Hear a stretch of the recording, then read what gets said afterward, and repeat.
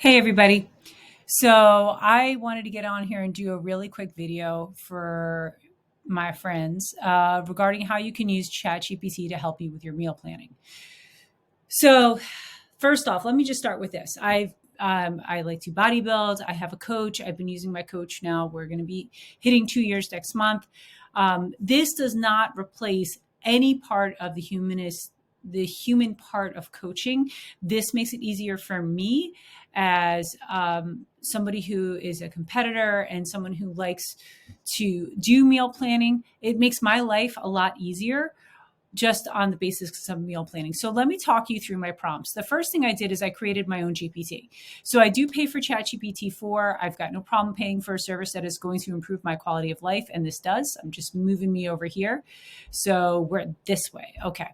So I started off with a prompt asking basically for a table of options for meals and giving it a generic breakdown of my macros that I was looking for, like 30 grams of protein, 40 grams of carbohydrates, and 15 grams of fat per meal.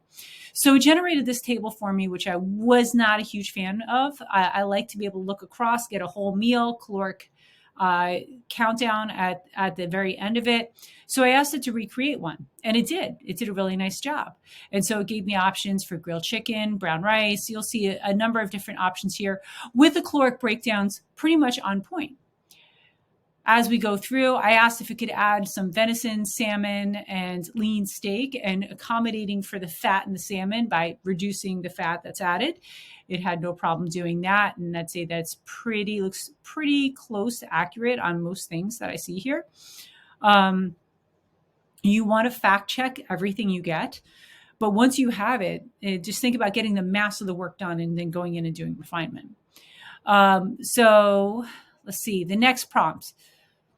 We forgot vegetables. We need vegetables. Everybody needs vegetables. So I went in and I gave it some vegetables to put in there, adjusting the macros for the carbohydrates. And this is what I've gotten. This is great. And as we're going through, the whole point is this GPT is learning. I'm giving it more information as we go through. Now I asked if we could do another table for breakfast. Here we go. So here's a bunch of breakfast options. I gave it options that I like to start off with. And some of the things that it did, which I'm seeing requires the most work, is ChatGPT thinks that cream cheese is protein and that peanut butter is protein. Now, they might have a protein content, but they're not a good source of protein. I always tell my friends that peanut butter is not a protein, it's a fat. So there was a couple of things in here that I noticed, like right here, peanut butter is added 2 tablespoons unsweetened. It's accounting for 15 grams of fat, which I just need to fact check on that one, but that's not going to work for me. So I need higher contents or a higher content of protein in my meals. So the next one was, can you restructure with a minimum of 20 grams of protein in the breakfast options? So no problem. It gave me that. I'm also going to have it recreate without chia seeds because I'm not going to make chia pudding. Now, using the above tables, all the work that we just did, can you create meal plans for me? Boom, here's a whole meal plan. Now, the good thing is a bulk of work is done. The bad thing is it's not incredibly accurate to what I was looking for. So I only have 119 grams of protein, 190 grams of carbs, and 57 grams of fat. I am under calories, and I don't want to be under calories. I want to eat my food. Everybody wants to eat their food. So I gave it a few more tweaks. Not here, but later on, I had to create 5 more meal plans, which is, again, fantastic. This is easy planning for me with just tweaking in between. And then I said, please do those plans 1 through 5 again, being sure to hit 140 grams of protein and no more than 60 grams of fat. So I noticed in some of those meal plans, I had less protein, more fat. And so it did a better job of getting closer to where I need to be. This one is still pretty darn low, but it's 140 grams of protein. It's really low on the carbohydrates. So really when it comes down to it, I can fix that, right? That's an easy fix. I can just go in and bump up, take out quinoa and put in jasmine rice and boom, I have a lot. Add a half a bagel or a bagel and I will make up those calories. Again, the concept is the bulk of the work has been done for me. So the most recent prompts, thank you, but I need you to think carefully about this. By the way, If you ask ChatGPT to take its time, it will. I personally believe if you are nice and polite, you get better results.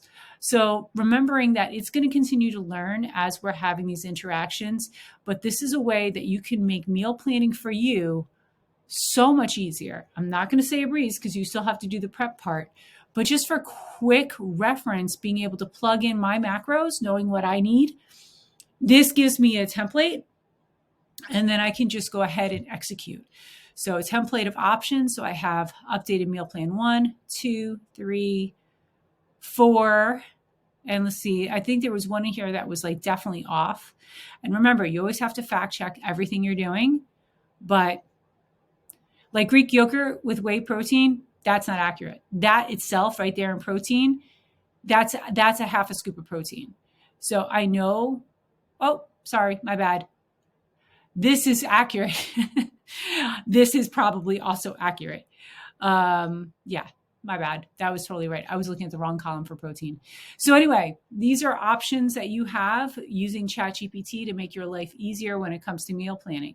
And I want to say just one more time, yes, you can use ChatGPT to meal plan for you. However, if you think that this is going to replace a coach, you're really mistaken. There's something that is very necessary about having a person on your side who understands who you are psychically, emotionally. And when I mean psyche, I mean psychically, I mean your psyche, understanding how you think, feel, react, what your motivations are, what your stressors are, what's happening in your life right now. There are times where my coach just takes a look at what's going on in my life and it's like, you know what? We're pushing too hard. We're going to do a deload right now. I need you to de-stress. I need you to drop your cortisol levels. I need you to rest. All of that is extremely important. For me, as a consumer or a competitor or a client, this can make life for me a lot easier. If I am also coaching, I have lifestyle people, this just makes it easier to provide options for them to follow meal plans. So nothing replaces that one-to-one interaction and somebody who really gets you on a deep level. And I also just want to add that coaching is a relationship. You have to be willing to invest in a relationship. So at least in my experience, that's where I've gotten the best results. So thanks for watching. I hope this was helpful and maybe see you soon.